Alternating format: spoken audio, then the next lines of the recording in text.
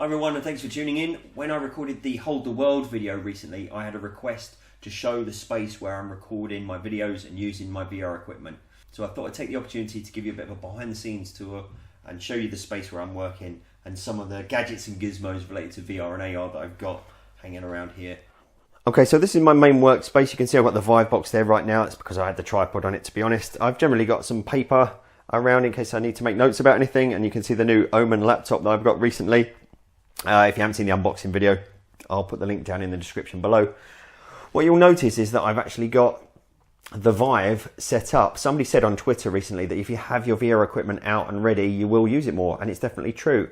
And I would say that it's a bit of a misconception that you need to have the Vive tripods at opposite corners of an imaginary square, or that you have to have them pointed at 45 degrees down. I sit here in this exact seat with those tripods in that position. Let me see if I can get a bit further away.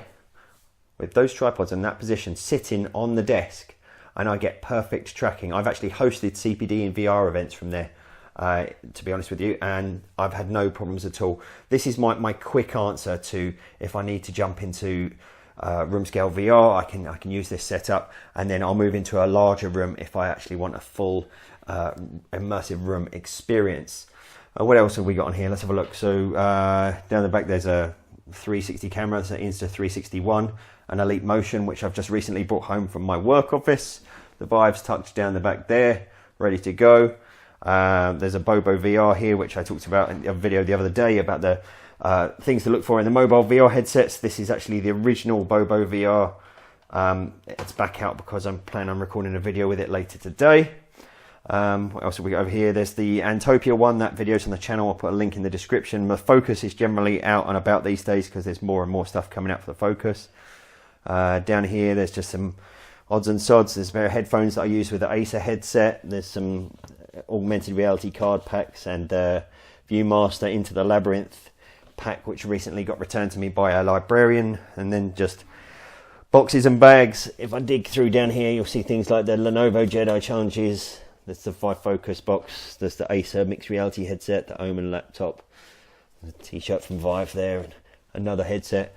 And my ADE bag, which it has been my trustworthy bag since 2015 and survived carrying my heavy Acer Predator laptop pretty much all over the place. And then, as you probably saw in the original clip, obviously I've got this army of Funko Pops behind me. I've been collecting them for a couple of years now.